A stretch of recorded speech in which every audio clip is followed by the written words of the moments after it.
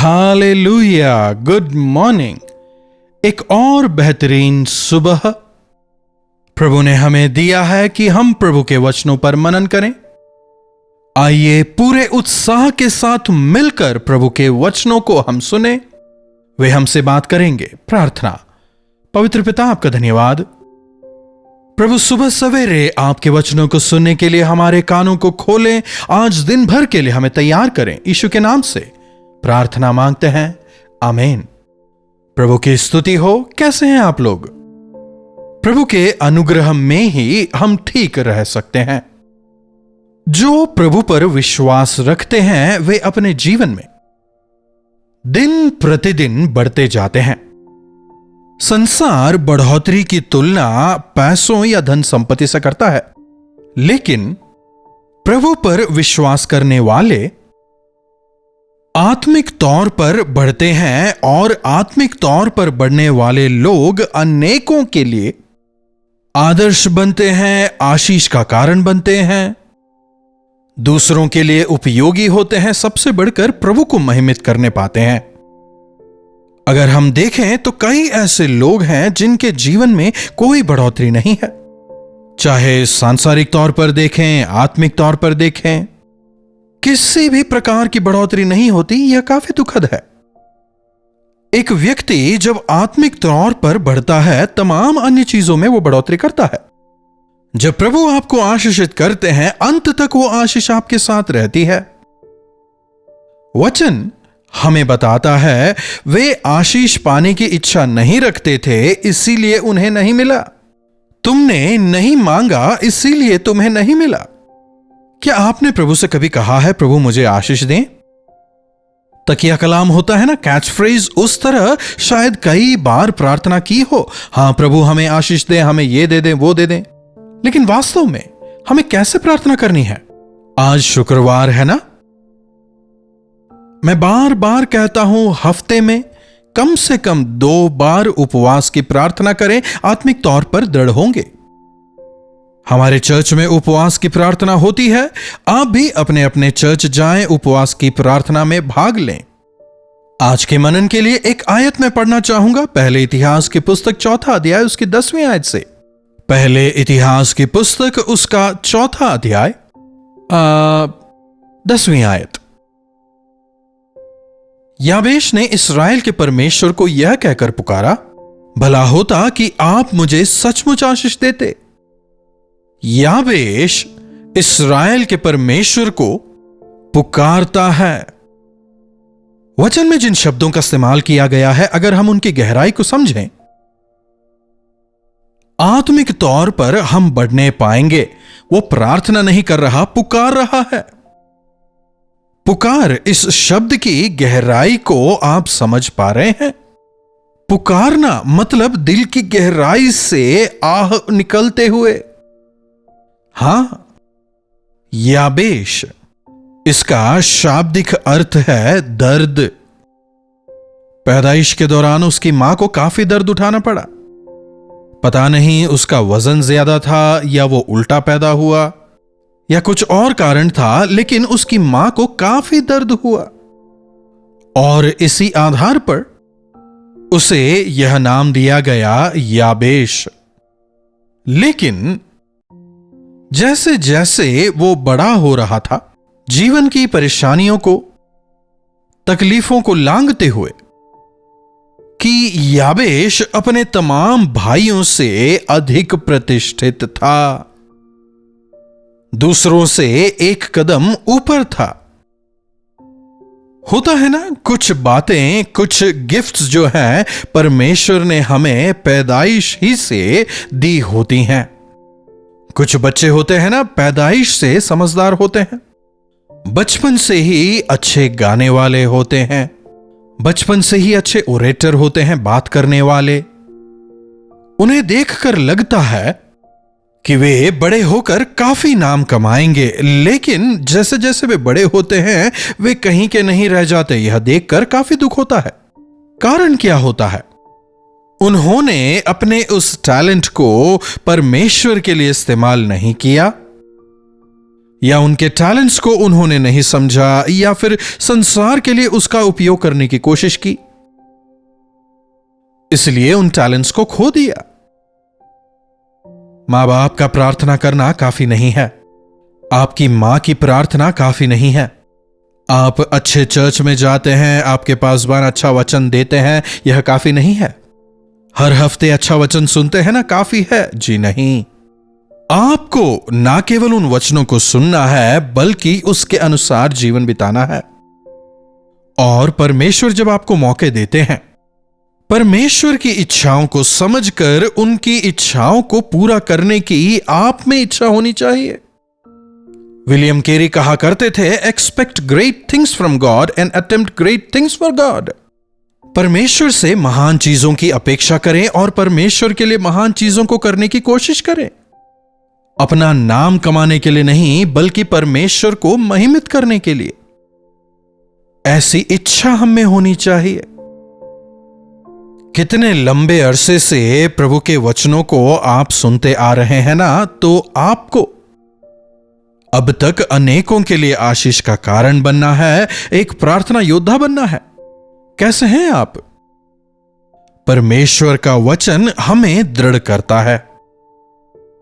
याबेश परमेश्वर को पुकार के कह रहा है, आप मुझे वास्तव में आशीष दीजिए। It's not an option. कुछ लोग होते हैं, प्रार्थना तो वे जरूर करते हैं, लेकिन मन में विचार होता है, मैं प्रार्थना तो कर रहा हूं, अगर परमेश्वर ने दिया तो ठीक है, नहीं तो कोई दूसरा मार्ग निकाल लेंगे। वैसी प्रार्थनाओं का जवाब नहीं मिलेगा। प्रभु केवल आप ही मेरा सहारा है, प्रभु केवल आप ही मुझे बचा सकते हैं, प्रभु केवल मैं आप ही पर निर्भर हूं, प्रभु केवल आप ही मेरा एकमात्र मार्ग है, कहकर प्रार्थना करके आप देखिए, चमत्कार देखेंगे। भला होता कि आप मुझे सचमुच आशीष देते और मेरा देश बढ़ाते या मेरी सीमाओं को बढ़ाते। लॉर्ड एक्सपेंड माई टेरिटरीज। प्रभु मुझे आप बढ़ाएं। मेरे प्रति आपकी जो योजनाएं हैं उनकी बढ़ोतरी में देखना चाहता हूं। प्रभु हमसे कहते हैं, जो कोई कम में विश्वास योग्य होगा प्रभु उसे ज्यादा देंगे। प्रभु ने अगर आपको कुछ दिया है और अगर आप उसमें विश्वास योग्य रहें, प्रभु का वायदा है कि वे आपको उसमें और अधिक बढ़ोतरी देंगे। अगर उस छोटे से घर में आप प्रभु के प्रति विश्वास योग्य रहें तो प्रभु आपको बड़ा घर देंगे। लेकिन कई सारे लोग जो है वो भी खो देते हैं। उसका कारण क्या है? उनमें वास्तव में बढ़ने की इच्छा नहीं है, जीवन में कुछ करने का लक्ष्य भी नहीं है, ना ही वे ये विश्वास करते हैं कि प्रभु आशीष देंगे। आज विश्वासी क्या चाहते हैं जानते हैं? मुझे आशीष दें, मेरी सीमाओं को बढ़ाएं और आप चले जाएं। मुझे केवल प्रभु की आशीष चाहिए, प्रभु नहीं। हां ठीक है, प्रभु ने दिया, उसके लिए हालेलुया, एक थैंक्स गिविंग प्रेयर घर में या चर्च में, एक गवाही, उसके बाद प्रभु नहीं चाहिए। लेकिन याबेश की पुकार को देखिए, प्रभु आप सचमुच आशीष दें। प्रभु मुझे आपका फेवर चाहिए, आपकी नजर मुझ पर हो, मैं आपको प्रसन्न करने पाऊं। प्रभु की आशीष की इच्छा रखने वालों, एक बात को मन में रखें, आप प्रभु के पसंदीदा हों। वचन बताता है वे अपने डरवैयों को अत्यधिक आशीष देते हैं। प्रभु की आशीषों को पाने के बाद भी अगर आप अपनी मनमर्जी से जिए, हो सकता है वे चीजें आपके साथ रह जाएं, लेकिन उन आशीषों का मोल नहीं रह जाएगा। मुझे सचमुच में आशीष दें, मेरी सीमाओं को बढ़ाएं। और फिर तीसरी बात, एक महत्वपूर्ण बात, क्या कह रहा है? आशीष दें, सीमाओं को बढ़ाएं और आपका हाथ हमेशा मेरे साथ रहे। प्रभु आपकी आशीष तो चाहिए, उसके साथ में मुझे आपका हाथ चाहिए। हालेलुया। लेकिन हम कैसे हैं? प्रभु आशीष दे दें, उसके बाद टाटा बाय बाय। प्रभु मुझे आपकी आशीषें तो चाहिए ही, लेकिन उससे बढ़कर मुझे आपका साथ चाहिए।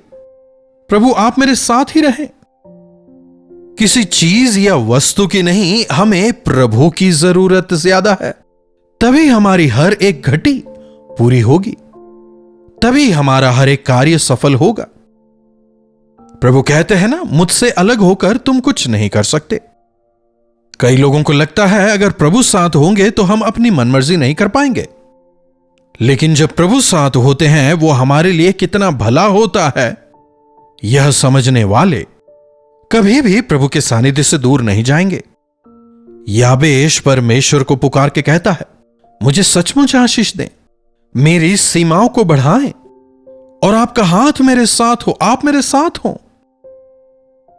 आगे कह रहा है, और मुझे बुराई से ऐसा बचाएं कि मैं उससे पीड़ित ना हूं। कहने का मतलब मुझे बुराई से बचाएं।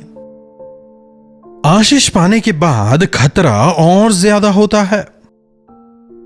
जितना प्रभु हमें उठाते हैं, अगर हम अपने आप को उतना नीचा ना करें, वह काफी खतरनाक है। गिरना आसान हो जाएगा। जब आप भरपूरी में हैं, अच्छा बैंक बैलेंस है, आपका स्वास्थ्य अच्छा है, ऐसे समय में आसानी से आप फंसाने वाले पापों में पड़ सकते हैं। शैतान आपकी बहुत अधिक परीक्षा करेगा। आपकी भी ऐसी प्रार्थना होनी चाहिए, प्रभु मुझे आशीष दें और आपका हाथ मेरे साथ हो, मतलब मेरी रक्षा करें। दूसरे शब्दों में कहा जाए तो प्रभु जो आशीषें आपने दी हैं उसके अनुसार जीने में मेरी मदद करें। आपका सानिध्य मुझे प्रदान करें, मेरे साथ रहें और मुझे बुराई में पड़ने से बचाएं, वहां से मुझे हटा लें। बुराई में पड़ने से मुझे बचाएं, मेरा पैर फिसलने ना पाए, पाप में गिरने से मुझे बचाएं, भटक जाने से मुझे बचाएं। कैसी शानदार प्रार्थना है यह। आज से यही आपकी प्रार्थना हो, प्रभु आप सचमुच मुझे आशीष दें, प्रभु आप मेरी सीमाओं को बढ़ाएं। अगर आप बढ़ाएंगे तो वो बढ़ोतरी सदा कायम रहेगी। प्रभु आप बढ़त देने वाले परमेश्वर हैं, मुझे बढ़त प्रदान करें, मुझे परिपूर्णता दें। प्रभु मुझे देकर जाने वाले नहीं, बल्कि आप मेरे साथ रहें, आपका हाथ मेरे साथ हो। प्रभु आपके सानिध्य से मुझे दूर ना करें और मुझे बुराई से बचाएं, शैतान की परीक्षाओं से बचाएं, भटकाने वाले मार्ग से आप बचाएं। तो ऐसे उसने जो कुछ मांगा परमेश्वर ने उसे दे दिया। हालेलुया।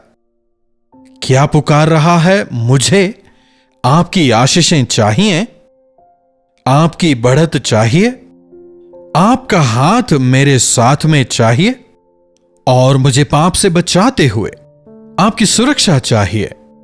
श्रेष्ठ प्रार्थना। इस पुकार को, इस प्रार्थना को परमेश्वर ने सुना और याबेश को वे आशीषित करते हैं। आप और मैं भी यदि इसी प्रकार परमेश्वर को पुकारें तो हमें भी वे आशीष देंगे। सकरेपन से, चौड़ाई में, कमी घटी से भरपूरी में, आंसुओं से आनंद में, बीमारी से चंगाई में ले जाने के लिए प्रभु आपको तैयार है। याबेश की तरह सच्चाई से पुकारें, प्रभु सुनेंगे। प्रार्थना। महापवित्र पिता परमेश्वर, प्रभु आज जो कोई आपके वचनों को सुन रहे हैं उन्हें आप वास्तव में सचमुच में आशीष दें, उनकी सीमाओं को बढ़ाएं, आपका हाथ उनके साथ में हो। बुराई से बचाएं, शैतान की फंसाने वाली चालों से बचाएं और आपके अनुग्रह में दृढ़ होकर आगे बढ़ने का अनुग्रह दें। प्रभु हम आशीषों से प्रेम करने वाले नहीं बल्कि आपसे प्रेम करने वाले हो जाएं। जरूरतों के पूरा होने के बाद, चंगाई को पा लेने के बाद प्रभु आपको भूलने वाले नहीं बल्कि आपके लिए और अधिक भूख और प्यास के साथ आपको महिमित करने की इच्छा के साथ आगे बढ़ने का अनुग्रह हम सबों को दें। यीशु के नाम से प्रार्थना मांगते हैं, आमीन। अब हमारे पिता परमेश्वर का प्रेम, प्रभु यीशु मसीह का अनुग्रह, पवित्र आत्मा की संगति और सहभागिता हम में से प्रत्येक के साथ आज, कल और सर्वदा बनी रहे, आमीन। प्रभु की महिमा हो। अपने प्रार्थना विषयों को आप हमें 9884907779 पर व्हाट्सएप वॉइस मैसेज या फिर टेक्स्ट के जरिए भेज सकते हैं। चाहे तो कॉल करके भी आप बात कर सकते हैं, हम आपके लिए प्रार्थना करेंगे, प्रभु अवश्य चमत्कार करेंगे। अगर इस सेवकाई में भाग लेने के लिए पवित्र आत्मा आपको प्रेरित करते हैं, आप हमसे संपर्क करें, तमाम जानकारियां आपको दी जाएंगी। इन्हीं वचनों के साथ आज मैं आपसे विदा लेता हूं। प्रभु आप सबों को आशीष दें।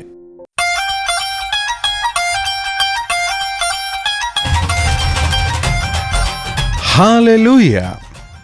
दिल्ली एनसीआर में रहने वालों के लिए शुभ संदेश।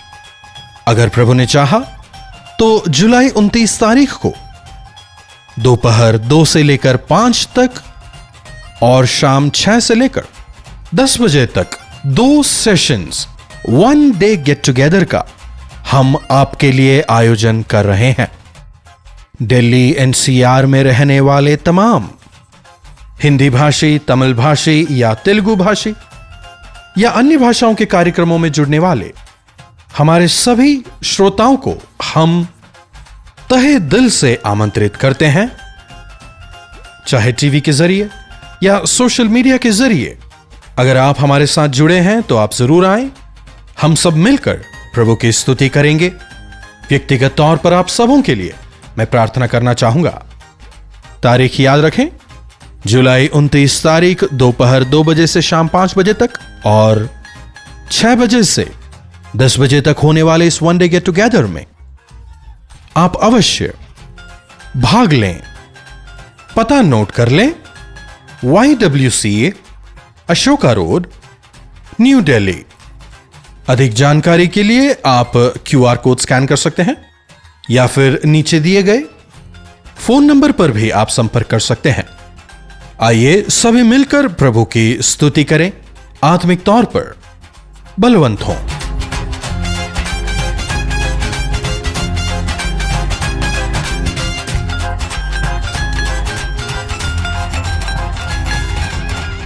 कल्वरी दर्शन, ये है प्रेम के दर्शन, यीशु प्रेम के दर्शन।